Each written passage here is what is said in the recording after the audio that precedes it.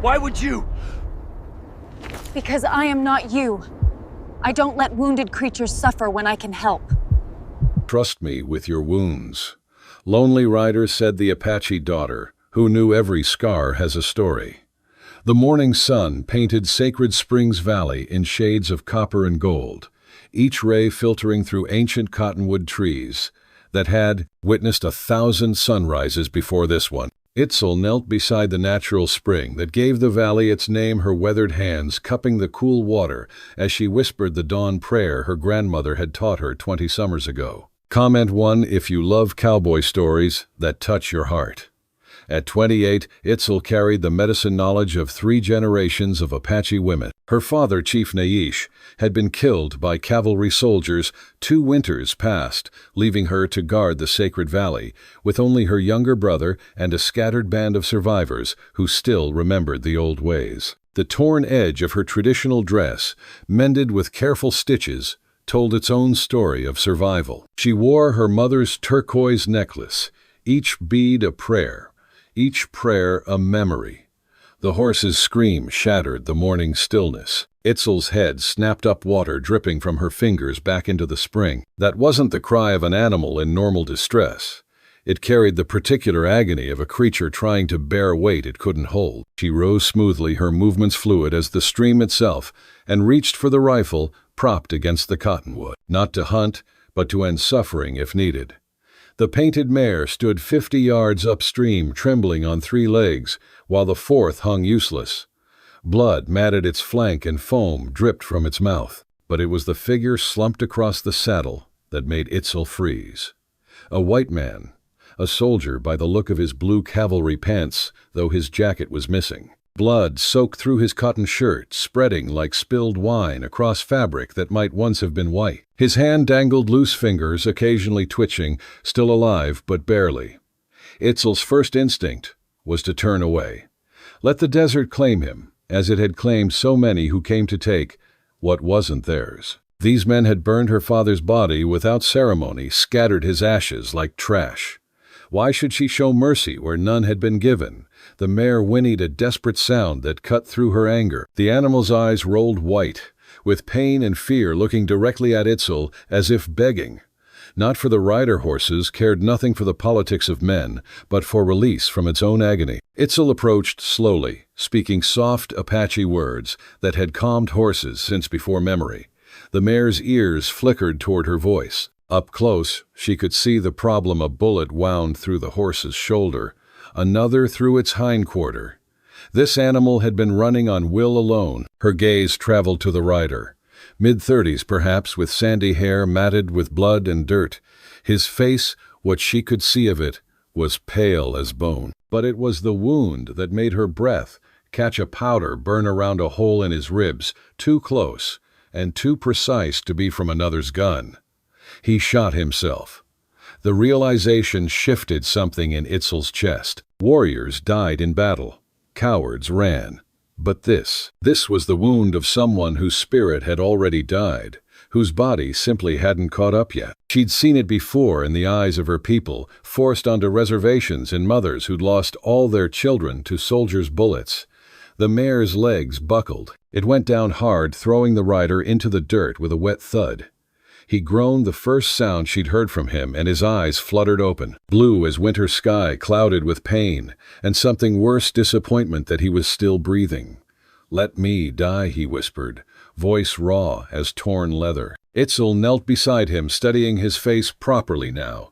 Strong jaw stubbled with days of neglect, lines around his eyes that spoke of too much sun and too little sleep. His hand moved weakly toward the pistol still holstered at his hip. She caught his wrist, her grip surprisingly strong. "The earth hasn't taken you yet," she said in English, her words careful but clear. "That means you're not meant to go." His eyes focused on her face, confusion replacing despair for a moment. "Apache." The word came out neutral. Neither fear nor hatred, just recognition. "Yes." "Then you should want me dead. What I want and what the spirits decide are different things." She pulled his pistol free and tossed it aside. "Can you stand?" "Why would you?" "Because I am not you," she said simply. I don't let wounded creatures suffer when I can help. The mare gave one last shuddering breath and went still. Itzel touched its neck, gently whispering a traveling prayer for its spirit. When she looked back, the man was trying to push himself up, fresh blood seeping through his shirt with the effort. "Stop," she commanded. "You'll tear yourself worse." "Good," he muttered, but stopped moving. Itzel made her choice, then the same way she'd made every hard choice since her father's death, quickly, with her whole heart. She couldn't carry him alone, but she wouldn't need to. She put 2 fingers to her lips and whistled sharp and clear. Within moments, her brother's horse appeared through the trees, her brother Kuruk riding bareback. At 17, Kuruk had their father's fierce eyes, but their mother's gentle heart. He pulled up short when he saw the soldier, his face darkening. "Itzel, no. Help me get him to the healing cabin," she said in Apache. "He's cavalry. Look at his pants, his boots. He's a man with a spirit so broken, he tried to send it away himself." She met her brother's eyes steadily. Father would not turn away from suffering. Father is dead because of men like him. Father is dead because of hatred. Don't let it kill you too. Kuruk's jaw clenched, but he dismounted. Together they managed to get the semi-conscious man across the horse. He groaned with each movement, but didn't fully wake.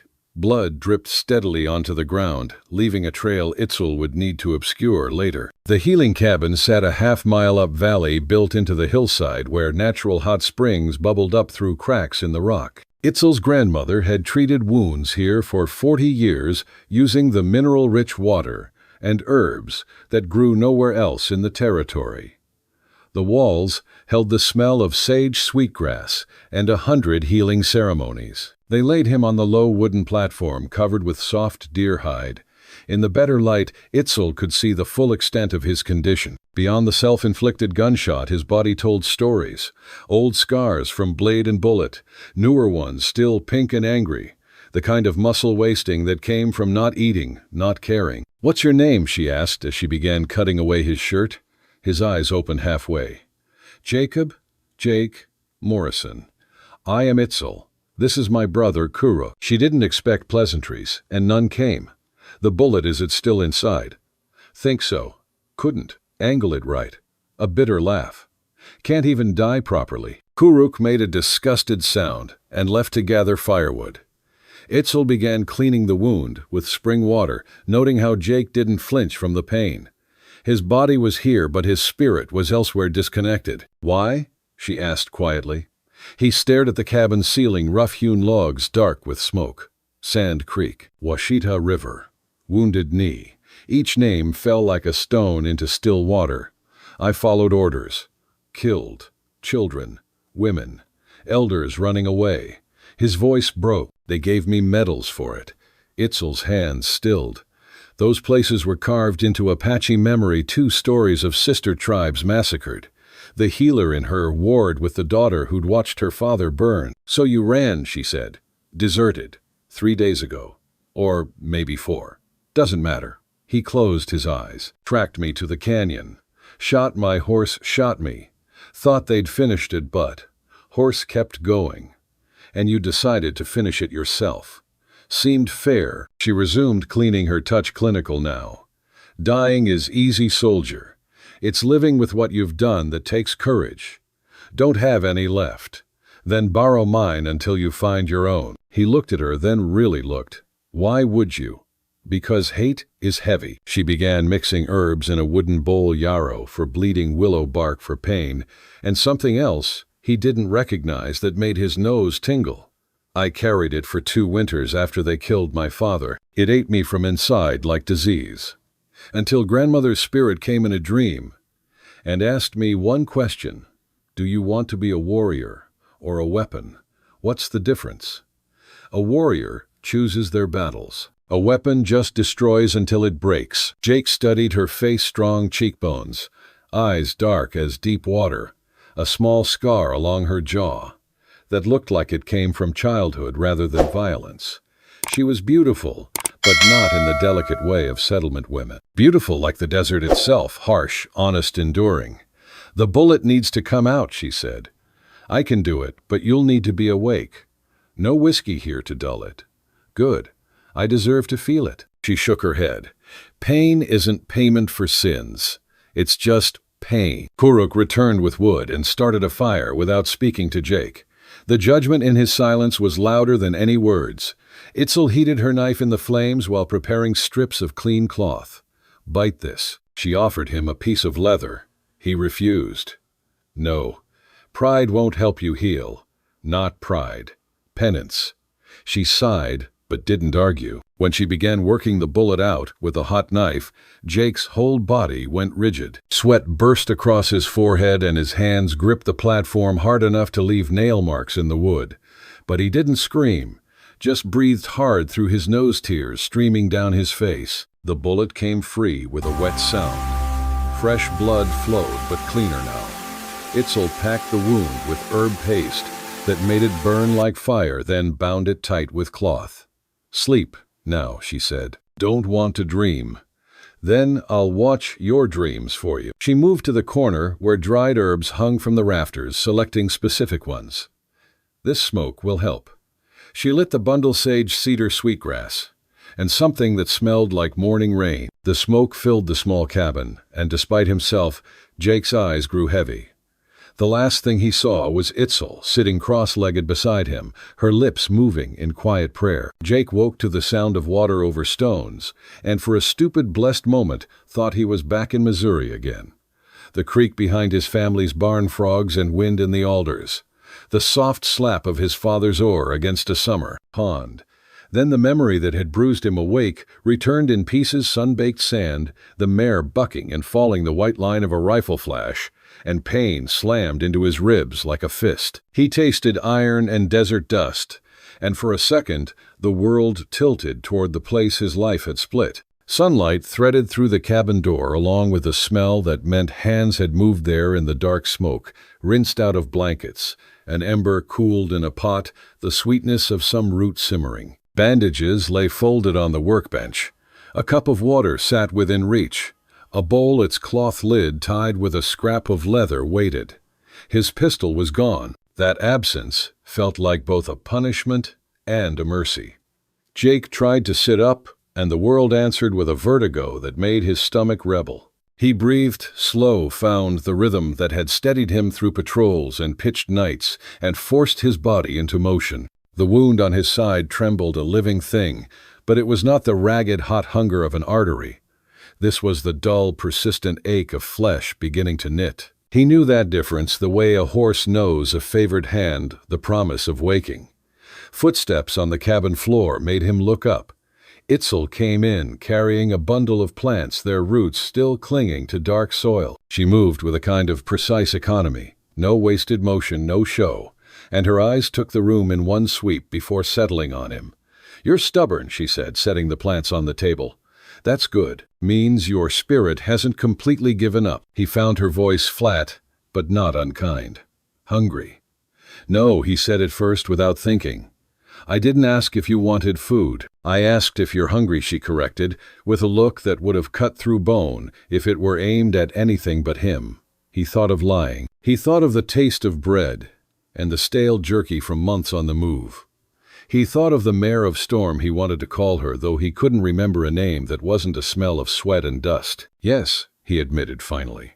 Itzel dug under the cloth and pushed the bowl toward him. The stew was thick and dark, and smelled of meat and beans and herbs he couldn't name. He took a spoon, and for the first time in days, ate, as if he meant to prove to his body that food still mattered. She watched him without comment. When his hand trembled, she did not fuss, only shifted the bowl closer and folded back a cloth. When he stopped at 3 spoonfuls because a cramp cut his breath, she lifted the bowl without a question and set it aside as if she crushed a small, useless thing. "Your horse," he said when he could. The words came out thin. "The mare. I'm sorry. She ran herself to death bringing you here," Itzel said simply. "Honor her sacrifice by not wasting it. I didn't ask her to." He stopped. The rest of the sentence tasted like ash. "No one asks for mercy. That's what makes it powerful." She began sorting the plants with practiced fingers, separating leaves from stems, roots from dirt. "Can you walk? Why, the hot springs will help your body. Your spirit, that will take longer." He almost laughed at the second part. He almost hurled the laugh into the bowl. Instead, he rose with a cautious hand against the wall, feeling every tendon and scar like a map of old mistakes. Itzel did not reach for him. She walked beside him out the cabin door, not guiding, but informing an unspoken agreement that the man would learn to stand on his own. Outside, cottonwood leaves whispered in a breeze that smelled of riverstone and old cedar. The path to the springs was worn smooth by generations of feet. Jake's steps were stilted at first. He stopped once to steady himself and once to steady his stomach. Itzel walked, as if it were merely a morning stroll. When they reached the pools, the steam rose in slow, edible waves, and the world seemed to breathe through the holes in the rock. "Remove your clothes," she said, matter of fact. He hesitated, not because his modest exposure had been a currency long burned, but because his body was a ledger of action and consequence. Every scar had a name. Every name had a face. He could feel them all like tongues on the back of his neck. "The water doesn't judge," Itzel said in the plain English that had first startled him. Then softer, "Neither do I."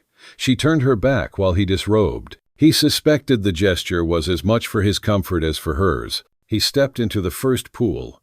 The heat bit at the salt-crusted skin, and then eased into a deep molten ache that unwound muscles and chased the edges of pain into a dull, tolerable hum. He sank up to his neck and let the water take him like a hand pulling him from an undertow. Itzel sat on a stone a short distance away, not watching him in a way that made his skin crawl, but not gone either.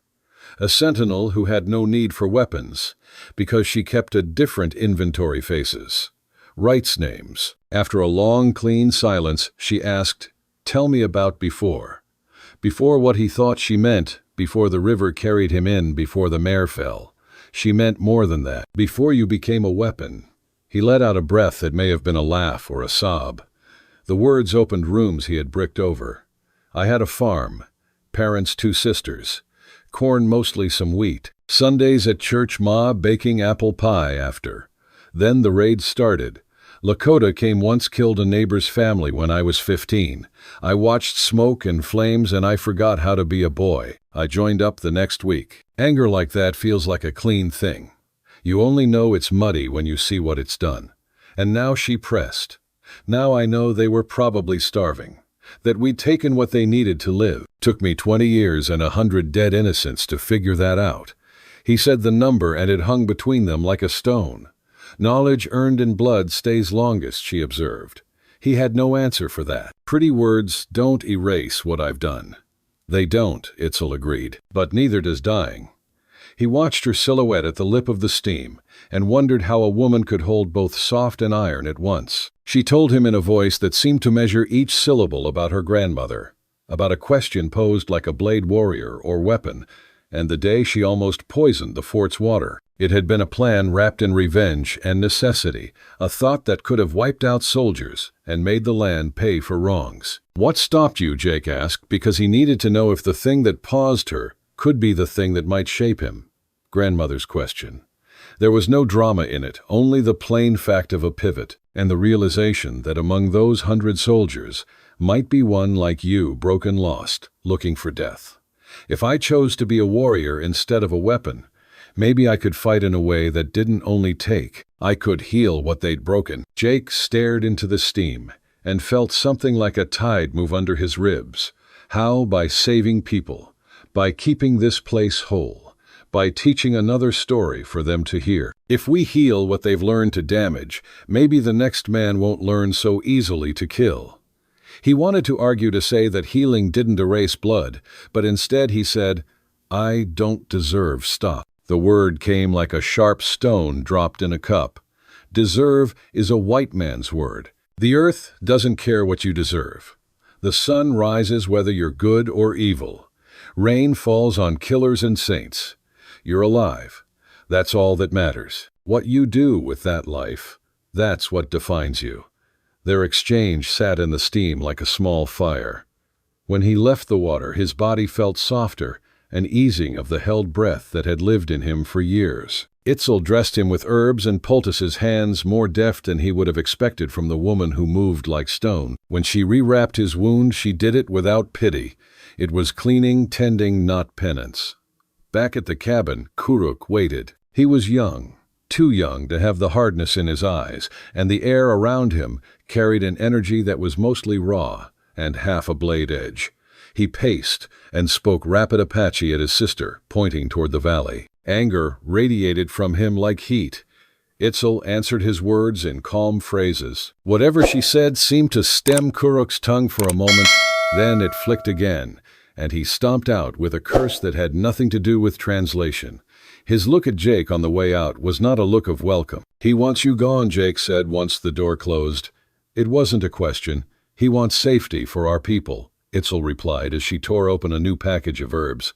"He wants our father back. He wants the world as it was before the white men came. I want those things too, but wanting doesn't change what is."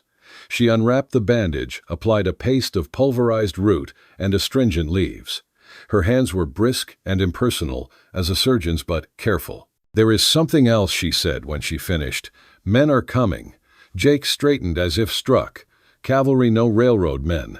They want to run tracks through the valley, through the springs." His first thought was of timber and spikes, and the sound of steel on ties iron, eating a clean scar across the land. The image made his skin crawl.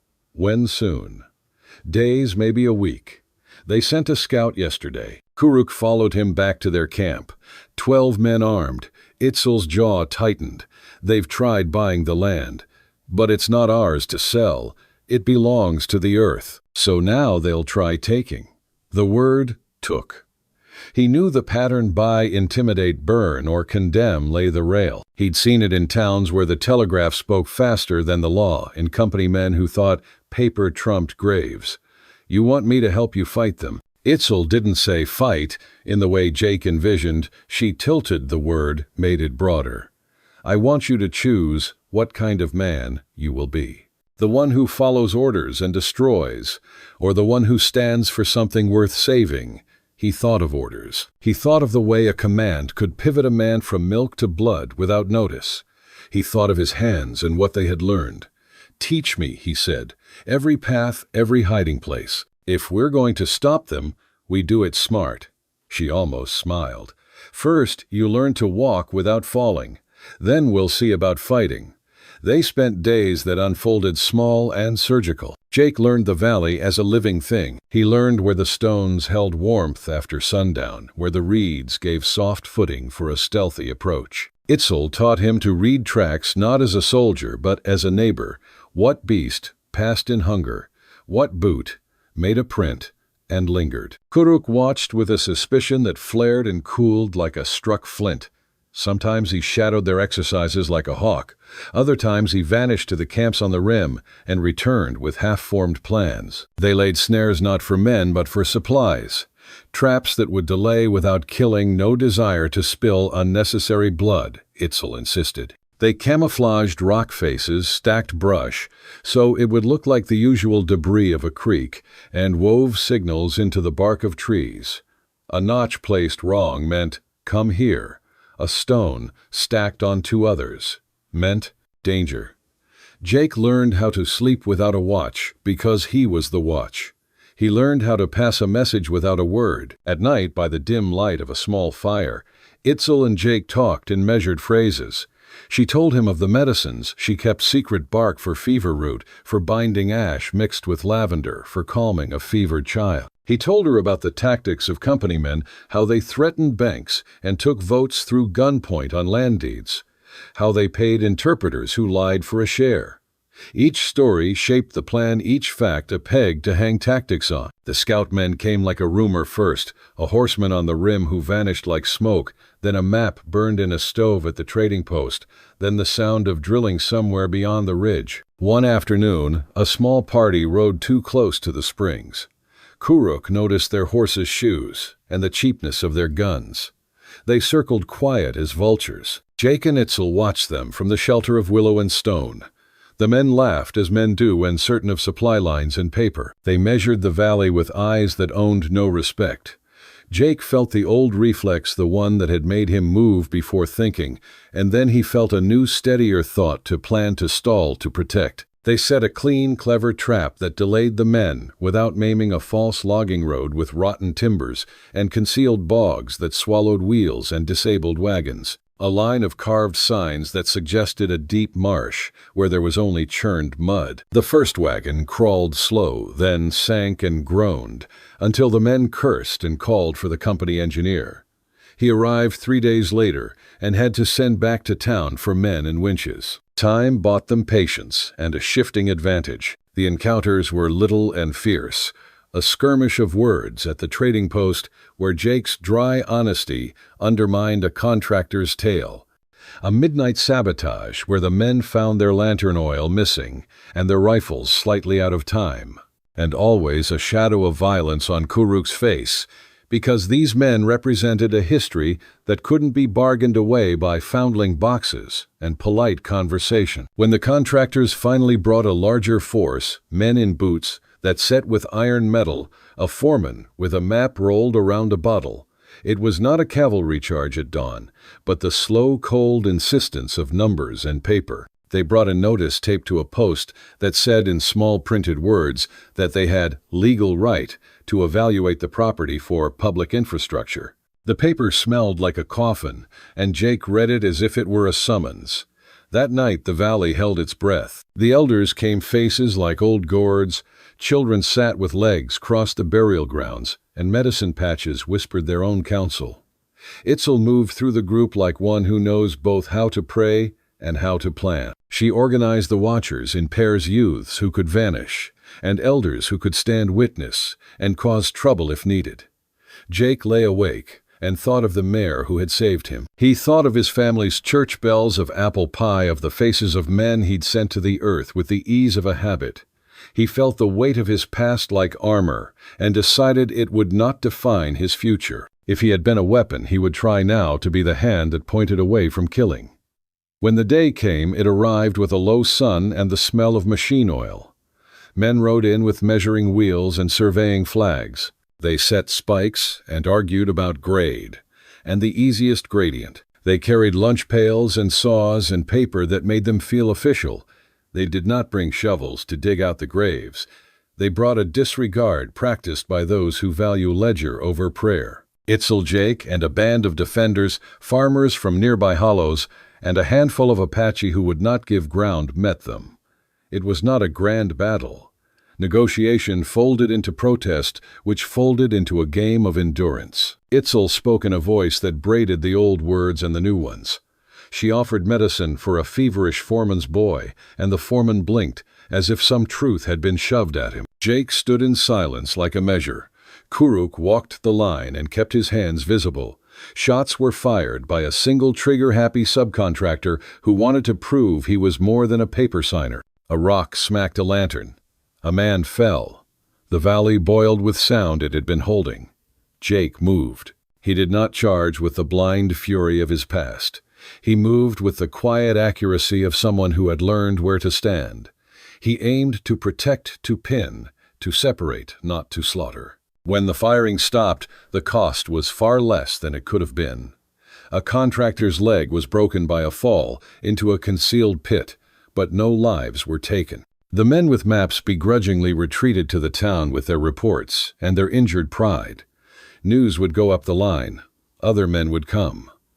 Still, for the Springs, for the first time in a long while, the valley breathed out in relief. In the hush, after Jake found himself alone with Itzel at the pool. They had not married their glances with speeches. They did not need to. The night drew a curtain over the valley, and the steam rose like talk between them. "You did well," she said. "So did you," he answered honestly.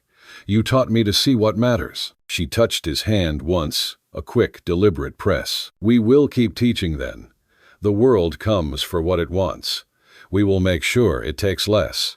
He thought about the ledger of wrongs he could never balance. He thought also about the mayor's last breath and how something small, an act of mercy, had shifted his life. He had been a weapon, and he had decided to be a keeper. The valley had given him a road back into a world that was not about taking, and he intended to walk it step by careful step. The railroad men would not stop their machines forever. This he knew. The line of iron would reach into the land like a hungry tooth. But the valley had people who knew where to hide the springs, who knew which logs to hollow and which grasses would snuff a match. It had stories older than Spike and Ledger, and now it had a man who understood both the white man's logic of plans and the Earth's logic of survival. Jake lay back in the steaming pool and looked at the night sky, the same roof of stars that had watched over a different farm and a different family. He thought of the choices he'd made and the ones left to make. For the first time since the smoke and the shock of being shot, he felt his hands unclench. "You said once," he murmured, "that the Earth doesn't care what you deserve." Itzel's answer was a low, steady sound. "No, the Earth only needs those who will listen."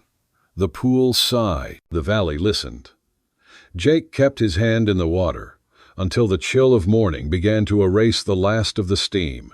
And in that hour, he decided to keep walking forward, this time towards something that might last. Over the next 3 days, Jake learned the valley wasn't just land. It was a living system. Itzel's people had tended like a garden with a memory. Each morning she woke him before dawn for the slow walk to the springs, and each morning the walk got easier. The stiffness left his stride by degrees. His body remembered how to move without pain speaking first. "See this plant?" Itzel knelt beside a cluster of small white flowers, their feathered plumes trembling in the faintest wind. Apache plume. The seeds help birthing mothers. But if you harvest too much, it won't return next season. She shifted to a sunlit clump of gold. Desert marigold. Good for fever, but only the flowers picked at dawn hold medicine. Jake listened and watched, and began to see the desert differently.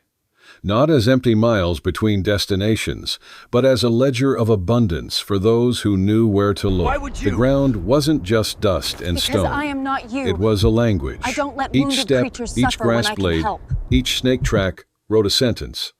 Kuruk stayed hostile, but he began teaching too, perhaps, just to show Jake the vastness of what he didn't know. "You walk like a buffalo," he said one dawn, and demonstrated how to cross scree without sound edge of the foot. First weight like a falling leaf, then the full soul. "Every animal for miles knows you're coming." "Good thing I'm not hunting animals," Jake said, half joke, half sigh. "Railroad men are animals. Worse animals kill for food or fear. These men kill for paper money." On the third evening, while Itzel changed his bandages, the wound now neat enough to leave uncovered by day, she said, "Tomorrow we go to the sacred cave." "Why?" "Because if you're going to fight for this place, you need to understand what you're fighting for. Not just plants and water, the spirit of it." He meant to say he didn't believe in spirits, that he belonged to the measurable maps, cartridges, numbers. The objection wouldn't come.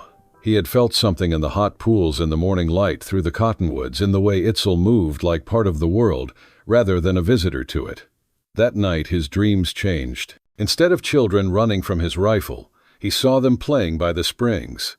Instead of burning lodges, he saw the cabin where Itzel had saved his life smoke sweet with herbs. The ghosts were still there, would always be there, but now they stood beside him like stern relations rather than foes. The sacred cave sat high on the valley's north wall, reached by a path so narrow they had to turn sideways and press against rock.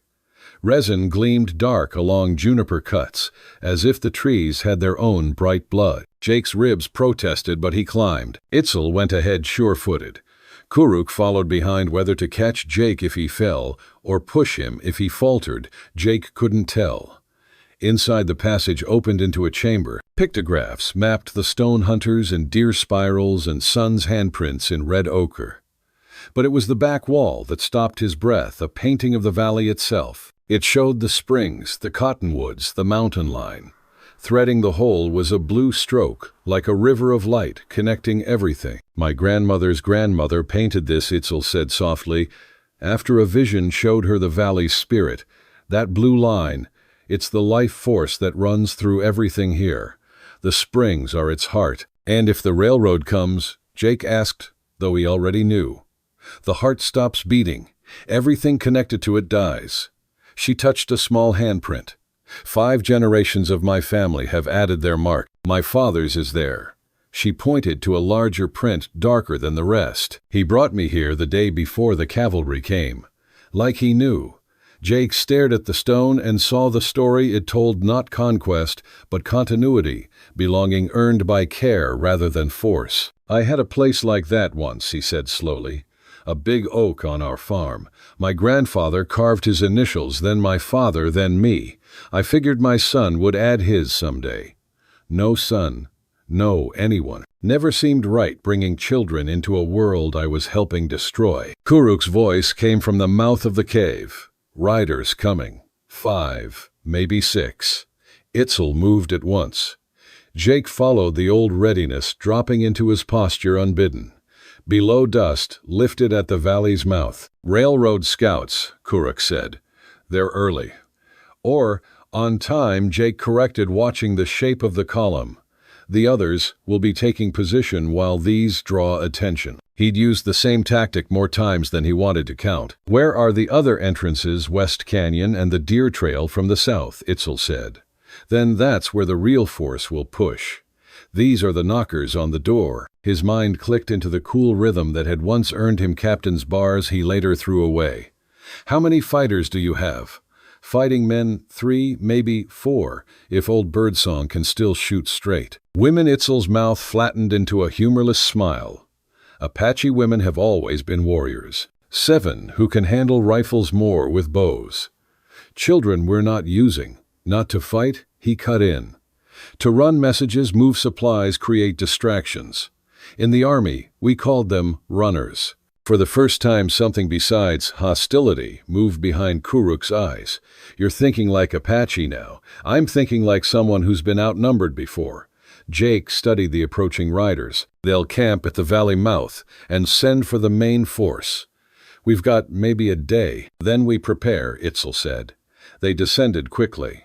At the valley floor, Itzel called out in Apache clean-clipped commands that sparked movement. People emerged from shelters Jake hadn't noticed, though he'd walked past them, woven screens in brushed stone lips that hid sleeping platforms, canvas tents that looked like dark gravel, until a hand lifted a flap. Proof, if he needed any, of how expertly they had learned to live inside the gaze of danger. Within an hour, the band gathered at a beaten patch near the cottonwoods. Jake expected suspicion, even hatred. He got both, but woven among them was a quiet curiosity. They had heard Itzel had saved a soldier. Some wanted to know why, others to see whether the man was a threat or a tool. Itzel spoke in Apache, the voice of a healer who was not asking for permission but giving a reason. She gestured to Jake now and then. He caught his name, the word for soldier, and something like broken or healing. Maybe both. Maybe there was a single word for the same state. When she finished, an old woman came forward with a stick in her fist. Her face was a map of riverbeds and weather. Her eyes were cloudy pearls with a sharp core. She said in careful English, "You killed our people. Yes, you want to kill more number. Why? Because I've seen enough death to know it solves nothing," Jake said, meeting her gaze. "Because your granddaughter saved my life when she had every reason to let me die. Because maybe for once I can use what I know to protect instead of destroy." The old woman studied him, so long sweat crept under his collar despite the evening cool. Then she spat not on his boot, but beside it, as if to mark a line he'd better not cross. "If you betray us, soldier, I'll kill you myself. Slow the old way. If I betray you, I'll hand you the knife," he said steady. Her mouth twitched, almost a smile, almost a snarl. She turned to Itzel and spoke quickly in Apache.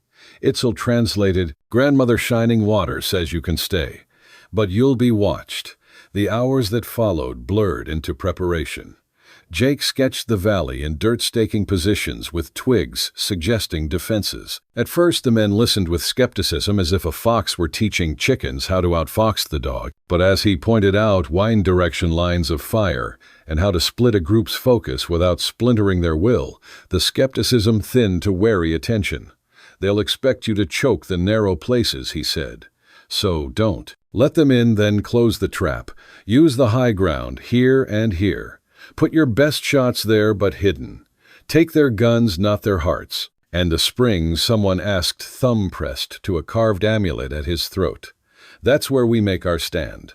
But not how they expect. He drew a crescent of retreat that looked like a route of flight, but wasn't luring the enemy onto slick rocks that might carry them to knees, into disguised stake lines that would break momentum but not bones toward gullies ready to swallow. Wheels. When dusk came, Itzel found Jake at the valley mouth studying the far campfires. Smoke needled the wind with the smell of oil and meat. Second thoughts, she asked. No. Just thinking how different this feels. Usually I'm on that side planning attack routes, calculating acceptable losses. He glanced at her. Your people trust you to lead them. They trust me to heal them, she said. Leading, a small tired shrug. That was my father's role. Maybe healing and leading aren't so different. Both require knowing when to be gentle and when to cut deep. She considered that. You've changed since you arrived. Have I? Or did you just help me remember who I was? Before I became what they made me, does it matter which? No, he admitted. Results the same. A rifle shot cracked across the valley, a warning from the scouts. A voice bellowed, Indians, we know you're there. We're coming tomorrow with papers that say, this land is ours. You can leave peaceful, or we'll move you ourselves. Kuruk slid out of shadow. Papers. They always have papers. Papers can burn, Jake said quietly, but first we need to know what they really want. It's not just the valley, there's something specific. The springs, Itzel said. Maybe, or something else. I could scout their camp. Listen, no, Itzel. And Kuruk said together, both surprised to hear the other agree. You're still healing, Itzel added. And you're white, Kuruk said. They see you, they'll either shoot you as a deserter, or you'll have to pretend to join them. Then Itzel began. No, both men said and traded a look that was part annoyance, part recognition.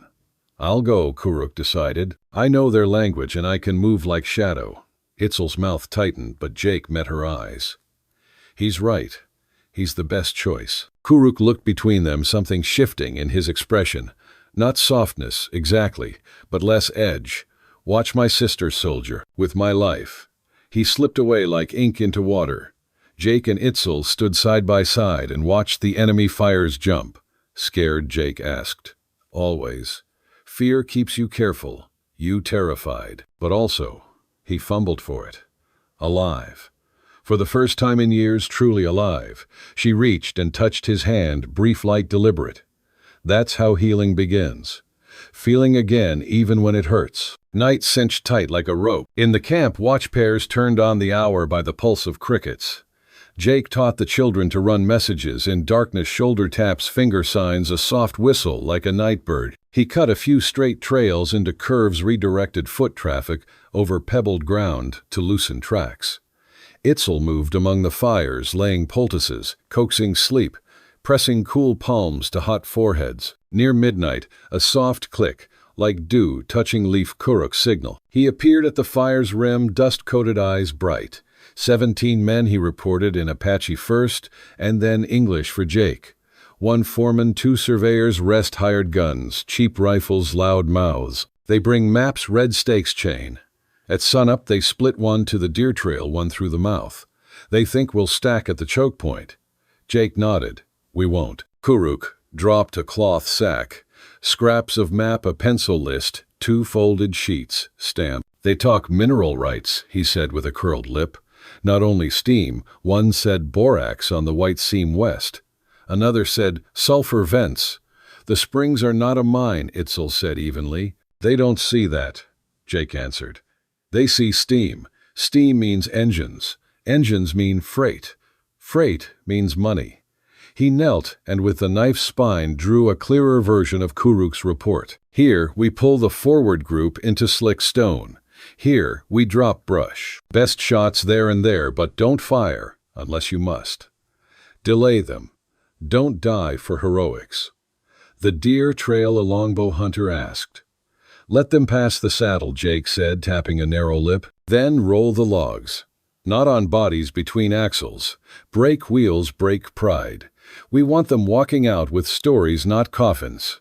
Grandmother's shining water arrived like warm weather herbs bundled in her fist. She listened and nodded once, then tucked a pinch of crushed leaves into each palm. Itzel translated. Under the tongue. Calms the heart, wakes the eye. They worked until the sky silvered at the mountain edge. The runners' children and wiry teens got their roots, like a game dash from White Rock to the cedar post tag, the rawhide strip count, 3 heartbeats return. A giggle flared and died precious as the first raindrops of a long summer. Dawn opened its pink seam when the railroad men moved. The mouth of the valley party came first, stakes tied with red cloth chain glinting like a harmless snake. Orders snapped like cold wire. Jake Itzel and 3 others lay flat on a moss-dark ledge and watched. The wind came small and dry, carrying oil and an acrid fear sweat.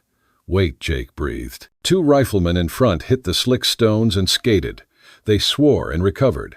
The line widened to avoid the hazard and ran into brush lattices Kuruk had built. A stake snapped. Laughter rang irritable false. They didn't know they were already in the mouth of the trap. Now Jake signaled. From both sides, paneled screens of interlaced boughs dropped like rain, throwing a soft green curtain and cutting sightlines. The 2 best shots, Old Birdsong and a young woman named Takala, took careful aim at rifles, not ribs. 2 quick reports. Bolts jumped, stocks flew, curses followed. At the deer trail, the second party threaded the saddle. When the second wagon creaked through, a balanced log slid not onto flesh, but neatly between wheels. A bright crack. An axle sagged like a broken ankle. 1 gunman fired up the slope on reflex. The shot ricocheted harmlessly. By mid-morning, the foreman raged at the valley mouth, shaking a greased paper stamped with county crest. Public right, he hollered. We have the right. Itzel stepped out without a rifle, only a voice. In clear English, she told them what the springs were, what the graves meant, what medicine lived here. She tucked a packet of leaves into a young laborer's palm. For your child's cough, she said. He stared as if she'd handed him contraband kindness, then pocketed it with guilty fingers. Jake stood behind her, not a shadow, but a post. He didn't aim at hearts. He aimed his attention. He drew the lines in his head, the distance between foremen and hired guns, between surveyors and the jumpy kid who wanted to shoot his fear into somebody else. Those distances were the thin wires where a single word could snag a day. The jumpy kid surged, trying to force a break. He fired. The round sparked a boulder near Takala. Kuruk moved like a cat, yanked a brush rope, and the kid pitched forward. Before he could draw a knife, Old Birdsong wrapped his wrist with a rifle butt, not to shatter, only to numb. The kid yelped more from humiliation than pain. It went on for hours, like a slow tug-of-war without a rope. The men demanded to survey. The valley folks allowed measuring in useless places. They asked to take lunch. Itzel handed them herb tea. They edged forward a yard. Jake coaxed them back too, with small annoyances, slicks termites, a snake that might have been a runner's tug on a string. By late day, the crows circled, and the foreman realized he would not win the way he had in other hollows.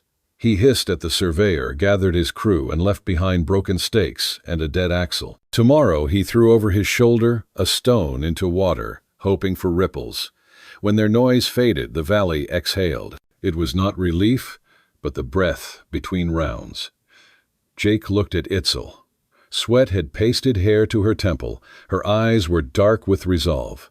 That night, the fire ring closed. Grandmother's shining water made smoke circles on each brow.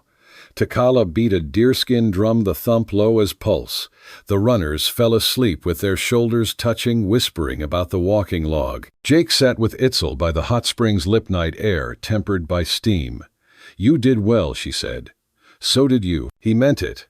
You taught me to see what matters. She touched his hand, a quick press. We keep teaching. The world comes for what it wants. We make sure it takes less. Jake thought of the ledger of wrongs he could never balance. He thought of the mare's last breath and how a small mercy had turned him. He had been a weapon. He would try to be a keeper. The valley offered a road back into a world not built on taking, and he intended to walk it careful step by careful step. Near midnight, Kuruk stirred again. They'll come with papers tomorrow, he said, lips crooked in a humorless smile. With a county man. They want to turn survey into seize. Jake had expected as much. Then tomorrow we don't just stall, he said. We line this place with witnesses. Eyes that can't be ignored. Eyes, Itzel asked. Your neighbors, Jake said. The trader whose boy you cooled with willow tea. The pastor who baptized a ranch hand at your spring. The blacksmith who takes flint from your creek. They're not Apache, but they owe this valley. If they stand here, those papers get heavier to wave. Itzel weighed that, then nodded. At first light we split. Dawn came low and pearled. 3 parties left Kuruk west to shepherd camps.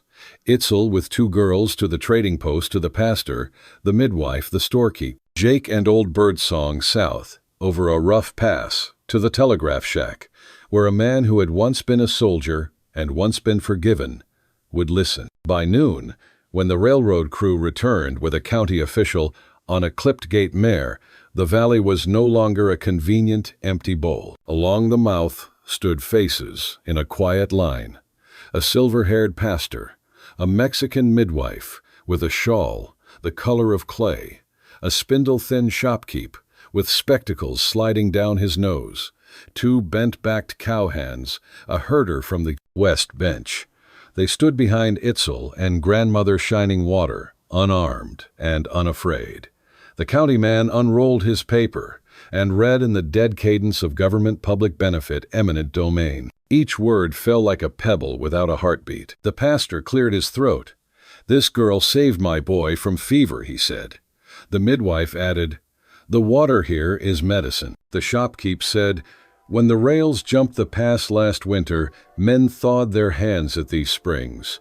Their bits of story fell like mist that does not look powerful until everything is damp with it. Jake stood beside Itzel and took in the anger in some of the hired eyes without throwing back his own. When the young gunman glanced down at his bandaged wrist, then up at Jake, Jake nodded once. The kid looked away, a thin crack appearing in his wall. At last, the county man lowered the paper. He didn't concede. Men like him rarely surrendered in front of strangers. He only tightened his mouth and said, we'll return with the marshal, and turned his mare. Let them, Kuruk muttered. Marshal drinks water too. The line broke into clusters. Most neighbors drifted only as far as the cottonwoods. They didn't leave. They lay like a ring of eyelashes around an eye. Itzel sat by the spring and breathed like a runner finishing a first lap. Jake sat with her and turned a dry leaf between his fingers. You said once, he murmured, watching the water, that the earth doesn't care what you deserve. She tilted her head. The earth only needs those who will listen, he said, repeating what had become a private vow. He cupped water and let it fall across the back of his hand. Warmth met skin, and his pulse kept steady time. Tomorrow, Itzel said, they might come with the marshal, or with more men, or with fire. Then tomorrow, Jake answered, we show them the one thing they can't put on paper. Spirit, Itzel asked, half smile, half challenge. Belonging, Jake said, low as a drum beat, and a valley that knows how to fight without forgetting how to heal. Wind carried resin and a thread of cook smoke. The sun slanted its stingy gold across the water. Somewhere a child laughed in a whisper. Grandmother Shining Water passed behind them, tapping her stick on stone talk as if sealing an old covenant. Another night came, but the dark wasn't as thick. It had small lamps in it, and murmurs, and a braid of sleeping and waking, and the steady thrum of the valley, the hot pools, the handprints on stone, the pulse of a man who had been a weapon, learning how to tend a fire. Morning would come, and they would rise in the half-fog again to check the snares, refresh the brush screens, teach the runners one more sign. And when iron hooves came back, the valley would answer in a language paper, couldn't read memory obligation, and a living that refused to be sold. Kuruk returned near midnight, moving so silently that even Jake, who'd been watching the dark the way a man studies an old wound, didn't see him, until he seemed to unfold out of shadow beside the dying cookfire. 24 men total, he reported, taking the water Itzel held out. 12 at each canyon entrance, these 6 at the main valley. But that's not the real problem. What is, Jake asked. They have a Gatling gun. The words hung between them like smoke that refused to rise. Jake had seen what those guns could do, had ordered them fired at Wounded Knee, the metal stuttering like a mechanical god that didn't know mercy. 60 rounds a minute was the printed claim. It felt like 60 souls. Where? He said. Wagon at the West Canyon, Kuruk answered. They'll roll it at noon. Set up at the springs. He paused, jaw-hardening. And they don't just want the valley. There's gold. Itzel's breath caught. Gold in the cave stream that feeds the hot spring. Someone found nuggets downstream last month and traced the shine back here. Kuruk spat into the dust. They'll tear the mountain open for it. Jake's mind began its old disliked work count map discard. 24 men with repeaters, 1 crude Gatling on a limbered mount versus 15 Apache fighters. At best half of those old 3, not yet truly men and women who would fight anyway. Open ground favored the gun. Close to files favored the hidden. Fire favored whoever was not carrying ammunition when it went up. We can't fight, that someone said from the dark. Jake turned and found a ring of listeners has gathered at the edge of the firelight, faces watchful, unreadable. Not directly, Jake agreed. But wars aren't won by who has the biggest gun. They're won by who uses the land better. Easy words, old birdsong croaked. Harder to do when bullets fly like rain. The Gatling needs flat ground and clear lines, Jake said. It's powerful, but it's thirsty. And it's not mobile once emplaced. It overheats, hates dust, and blind smoke turns it into furniture. If we control where they set it up, we choose the killing ground. Kuruk finished. Jake nodded, then turned to Itzel. That paste you used on my wound, the one that burned. Can you make more? Much more. But why? Her eyes widened. You want to burn them. I want them to think we will, Jake said. Fear works better than fire. Smoke most of all. Smoke and rumor. He faced the gathered band. Who here can move silent in full daylight? 3 young men lifted hands along with 2 women, Takala among them. Jake pointed to each, committing faces to the plan. Good. Here's what we do. They worked through the night, with a careful ferocity like weavers racing a storm. Itzel and Grandmother Shining Water boiled down the stinging paste from a resin and ash mixture that caught fast and smoked black. The runners threaded rawhide cords through small cloth packets for arrowheads and for slingstones. Kuruk led crews to lay false tracks toward the north rim to hint at a retreat that didn't exist. Jake and Old Birdsong mapped overlapping fields of view on ledges above the springs. One for watchers, one for shooters, one for distractors, who would reveal themselves then vanish like dust devils. They built a breath into the plan, a moment when nothing would happen on purpose, to make the enemy nervous enough to make mistakes. Near dawn, Itzel walked with Jake to a perch of rock above the steaming pools. In the pearly light, his face looked older and younger at once. The way a scar can make a boy look like a man, and a man look like a boy. This might not work, she said quietly, checking his rifle with a competent hand. She ran her thumb down. The action tested the spring. Most things don't, he said. But not trying definitely doesn't. She handed him cartridges. She'd counted twice then the knife she'd given him, days ago, her father's. If you die saving us, then I die for something worth the blood, he said. First time in my life. Don't die, she said simply. I've gotten used to you being around. Before he could answer, she was already gone, melting into rock and willow like a trick of light. The noon sun came with a hard, coin-bright glare, flattening shadows into thin black tongues. The railroad men arrived as predicted, confident, strutting in front of them like a drummer. The Gatling wagon ground up the West Canyon, iron-rimmed wheels clanking against stones.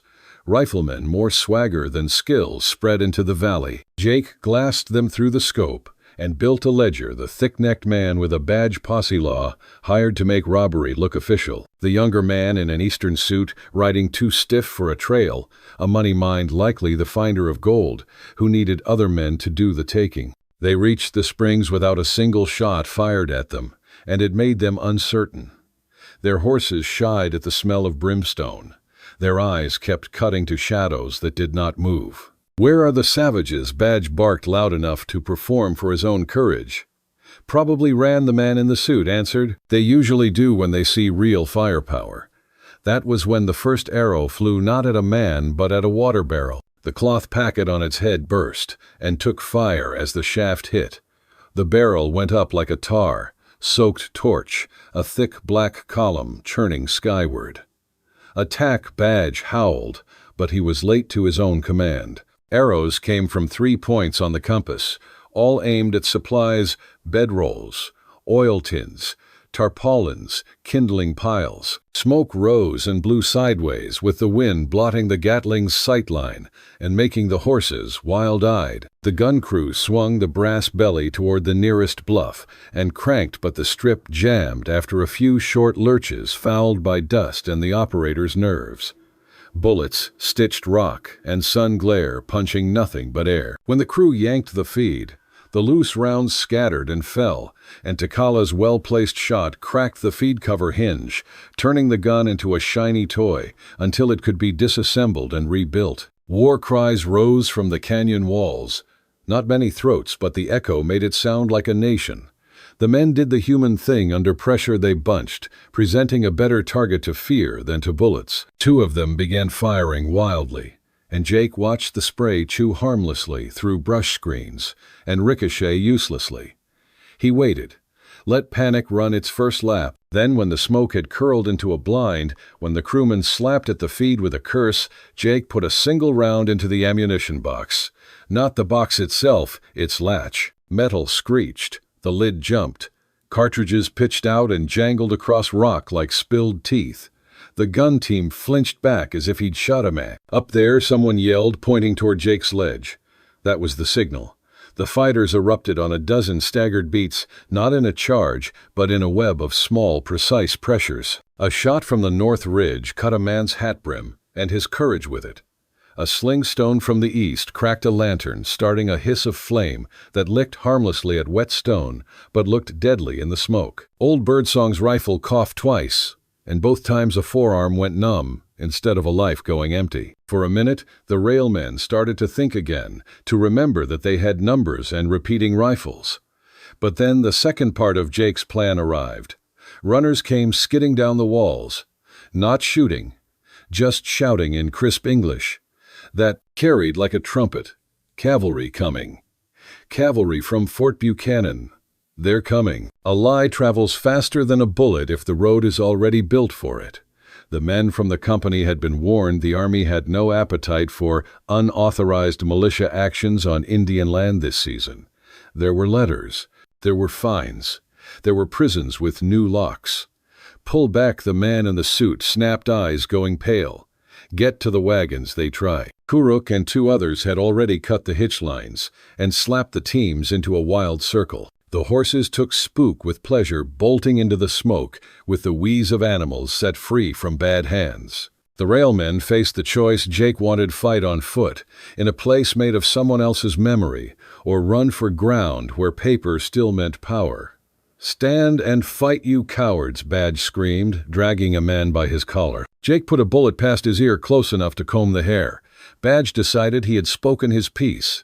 The break came like thaw. The men ran for the mouths of the canyons. The Apache harried them to keep the run a run, 2 steps and a shot at a boot heel, a stone to make a knee hit gravel, a shout thrown into the right hollow to make 5 men think 30 were chasing them. No one was permitted to become a target long enough to force a heroic stand. Jake had been clear. We don't give them a place to be brave. In 20 minutes, it was done. Smoke drifted black, then blue, then only the smell of spent oil and wet ash. A single Gatling sat on its carriage like an embarrassed idol whose worshippers had fled. Broken stakes lay like picked bones. There were no bodies. A few hard bruises, a deep cut on a scalp where a hat had not been pulled low enough, one twisted ankle quickly wrapped. Jake's insistence had held wound terrify scatter. Dead men made martyrs.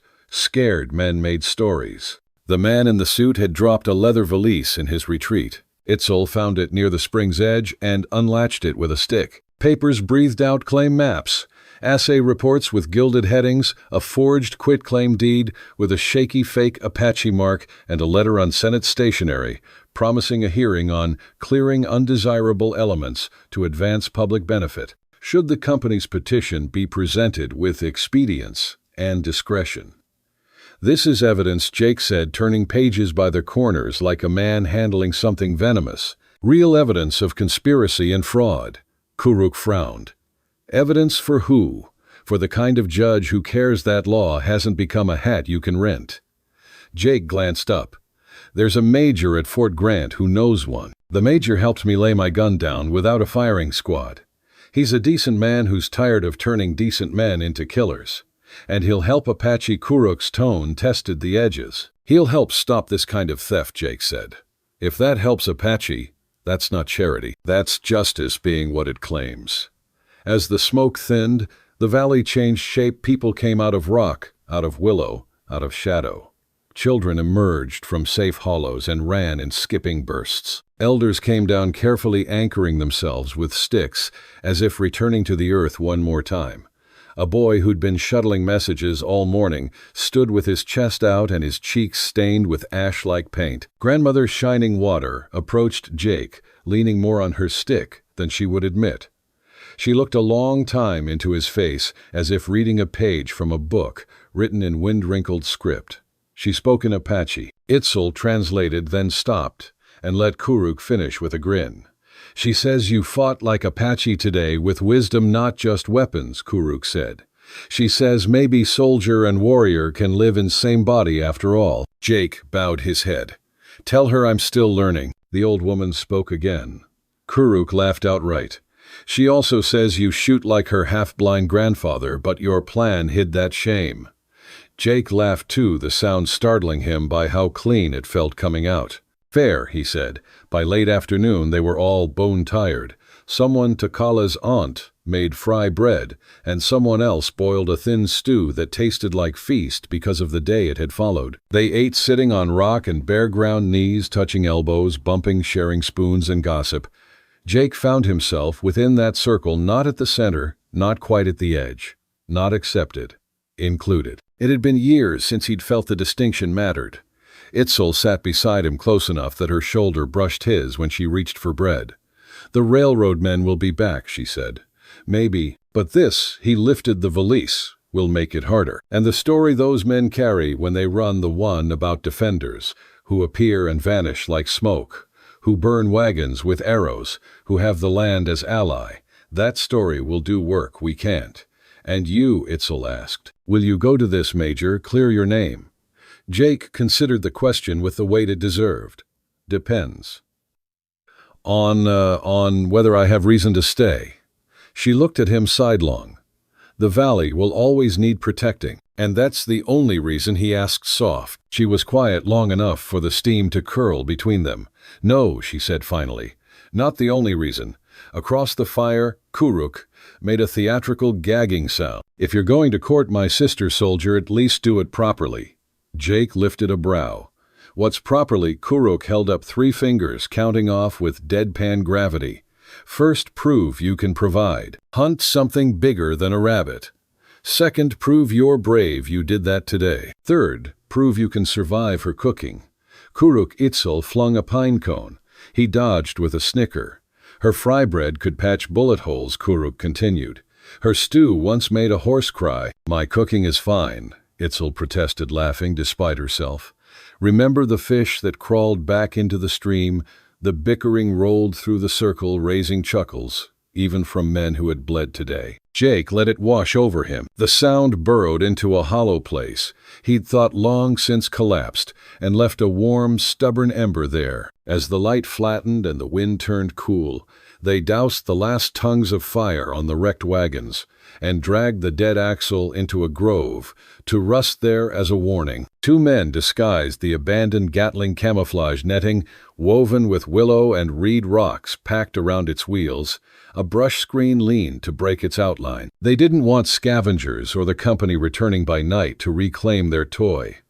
When evening slid fully to night, Itzel walked Jake back to the healing cabin. The hot pools hissed steady like a kettle at the back of the world. The sky above the north rim held a scatter of stars like a prayer said without words.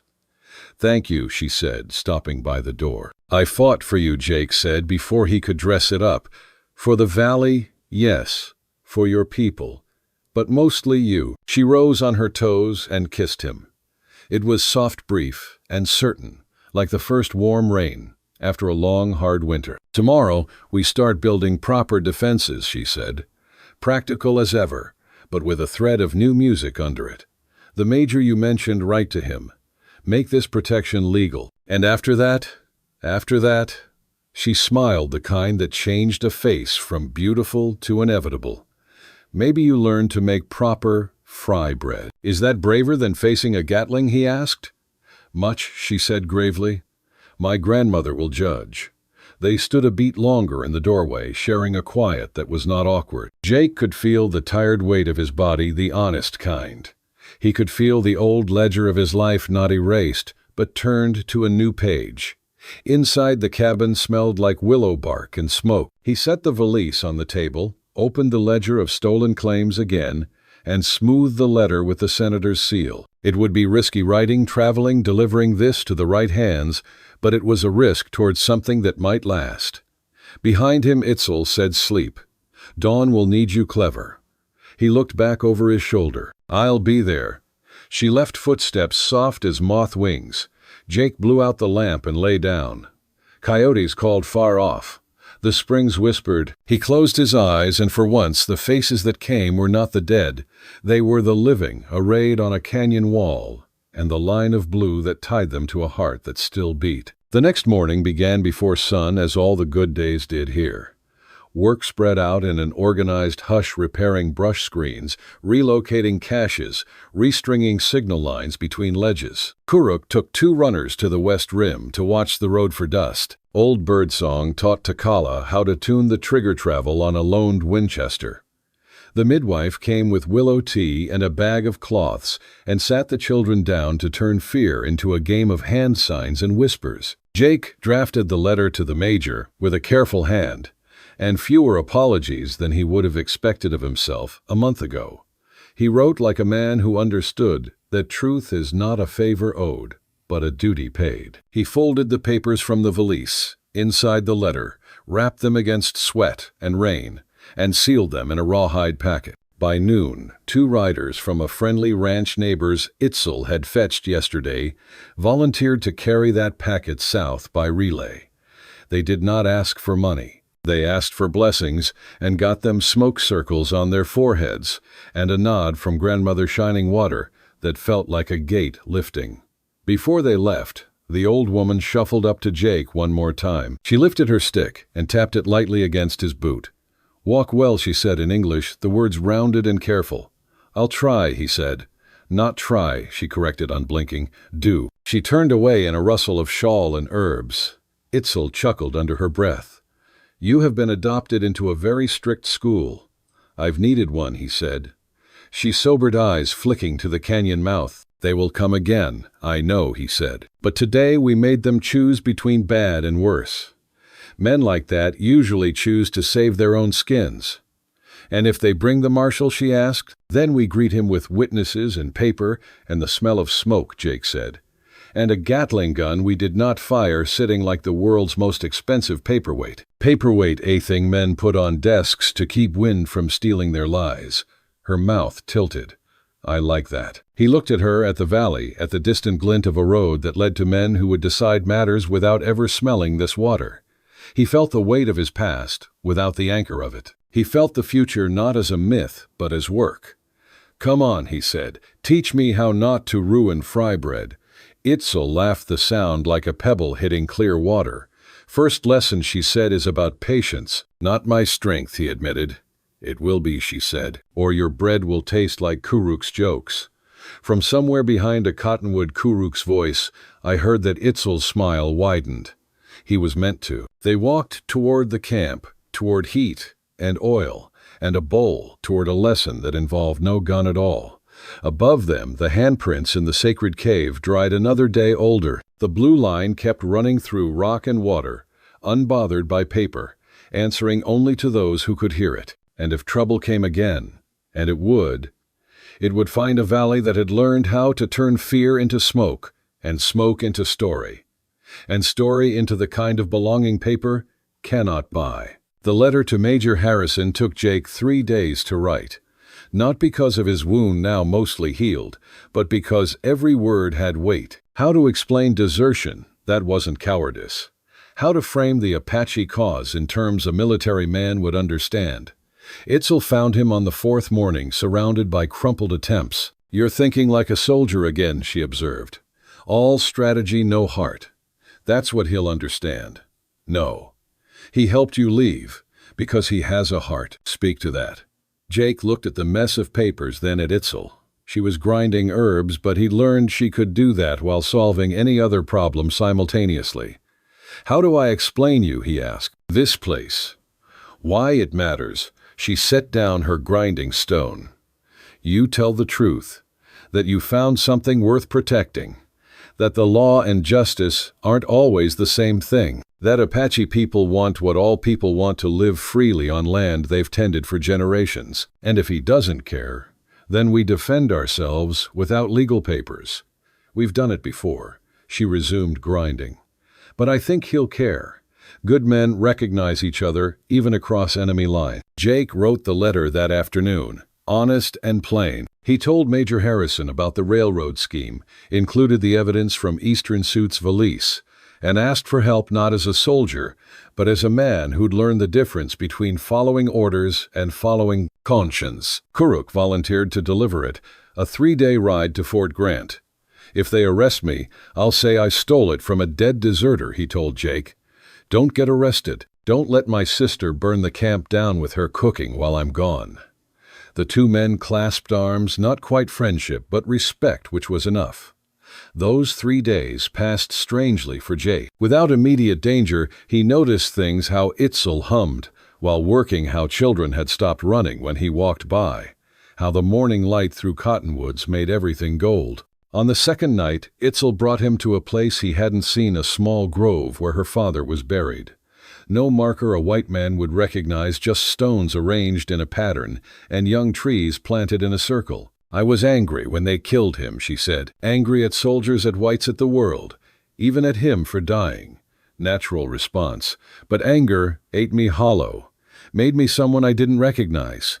Then one morning I came here and saw the trees had grown. Life continuing despite death. That's when I decided to be a healer instead of just hurting back." Jake understood. "I never found that moment.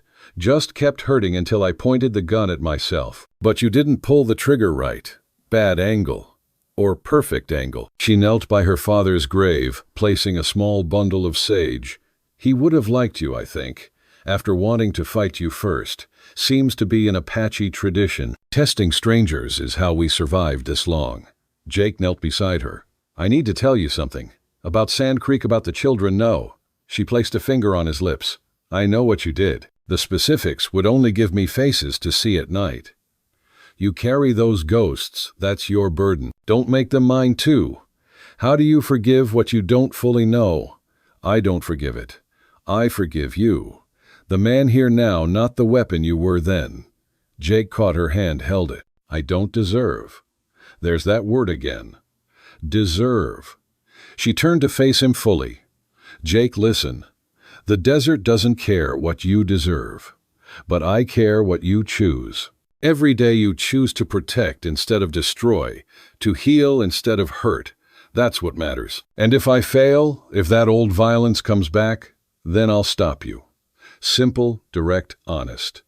But I don't think you'll fail. Broken bones grow back stronger. Maybe spirits do too." Kuruk returned on the third night, riding hard. Jake and Itzel met him at the valley entrance, both armed, expecting trouble. But Kuruk was grinning. "The Major wants to meet. Not at the fort, too many eyes. 3 days north at Skeleton Canyon. Just him, one aide. It's a trap," was Jake's first thought. Maybe. But he sent this. Kuruk handed over a sealed letter. Jake recognized Harrison's handwriting immediately. Inside, brief: "Morrison, your letter confirms what I suspected. Railroad corruption reaches higher than we knew. Trust is earned, so I'll earn yours. Skeleton Canyon, noon 3 days hence. Bring your Apache friends if they'll come. Time to make things right." Harrison P.S. The desertion charges died with the men who filed them. Convenience of bureaucracy. "What does that last part mean?" Itzel asked. "The soldiers who shot me also reported me. But dead men can't testify, and Harrison buried the paperwork. Jake folded the letter carefully. He's taking a risk meeting us. We all are, Kuruk pointed out. They prepared carefully. Jake, Itzel, Kuruk, and old Birdsong would go. The elder insisted, need someone who remembers the last treaties, how they were broken. The ride to Skeleton Canyon took 2 days through country that grew more desolate with each mile. Jake found himself checking their back trail, constantly old habits returning. Nervous Itzel asked, riding beside him, cautious. Different thing. You trust this major. I trust that he hates corruption more than he hates Apache. Comforting. They reached the canyon early, taking position on high ground. At noon, exactly 2 riders appeared, Harrison in uniform, his aide barely out of adolescence. Jake stood, making himself visible. Harrison dismounted, handed his rifle to the aide, and walked forward alone. Morrison, you look better than when you left. Not bleeding helps. Harrison's eyes moved to the Apache. These, the people you wrote about. Some of them. The major removed his hat, surprising gesture of respect. Ma'am, gentlemen, I've read the documents Morrison sent. The railroad company's actions are illegal 6 ways from Sunday. Your laws, old Birdsong said in careful English. They change like wind. Treaty today, broken tomorrow. True, Harrison admitted. But this time, there's federal interest in stopping railroad corruption. Senator Dawes is investigating profiteering. These documents could help convict powerful men. And in return, Itzel asked, the valley gets federal protection as Apache territory. Permanent treaty filed in Washington. We've heard such promises, Kuruk said bitterly. You have, but not from me. Harrison pulled out a leather portfolio. I've already filed the initial papers. The valley is under federal investigation, which means no one can develop it until the investigation concludes. That could take, 20 years if we're thorough. Jake almost smiled. You're using bureaucracy as a weapon. Sometimes the pen really is mightier. But I need witnesses, people to testify about the attack, the threats, the attempted theft. In white court, Itzel asked. In federal court, with reporters present. Make it public enough that it can't be buried. They discussed details, logistics, protections. Harrison was thorough, had thought through contingencies. When they finished, the sun was setting. Not soldiers, that would be too official. These were hired guns, the kind Briggs would use for dirty work. 20 men, all armed, spreading through the village with practiced efficiency. Jake found Itzel already up, Sarah, clutched to her chest, her father's hunting rifle in her free hand. The school, she said. They're going for the school, of course. Destroy the symbol of integration, make it look like Apache violence, justify intervention. Classic Briggs tactics. Jake ran toward the school, other Apache fighters joining him. The raiders were already splashing kerosene on the wall. Jake shot the container from one man's hands, but others had already lit torches. Save the books, Morning Star screamed, rushing into the building despite flames beginning to lick the walls. What followed was chaos, Apache and allies fighting to save the school, while raiders tried to destroy everything. Kuruk took a bullet in the shoulder, but kept fighting. Old Birdsong, despite his age, dropped 2 raiders with shots that proved his eyesight was better than he claimed. Jake found himself facing a familiar figure, Matthews, the railroad enforcer from years ago. Should have been in prison, but Briggs had clearly arranged release. Morrison should have stayed dead in the desert. They fought not with guns, but hands rolling in the dirt like animals. Matthews was bigger, but Jake was desperate, not for himself, but for what the school represented, for Sarah's future, for all the children. A shot rang out. Matthews' jerk fell. Jake looked up to see Itzel, smoking rifle in hand, Sarah still on her hip. Nobody burns our children's future, she said simply. The raiders, seeing their leader down, scattered. The Apache fighters let them go. Dead men brought investigations, but scared men carried warnings. The school was saved, but damaged. As the community gathered to fight the remaining fires, to count wounded, to begin rebuilding, a lone rider approached. Harrison with a full cavalry unit behind him. Got word there was trouble, he said, surveying the damage. Looks like we're late. Right on time for the cleanup, Jake replied bitterly. No, right on time for this. Harrison pulled out a telegram. Briggs is dead. Silence fell. Jake felt no satisfaction, just emptiness. How heart attack, they say. But there's more. He left papers, maybe conscience, maybe insurance. Either way, they detail his entire network. Hired guns, corrupt officials planned attacks on Apache settlements. Harrison looked at the damaged school, including this one. So it's over, his part is. There'll be others.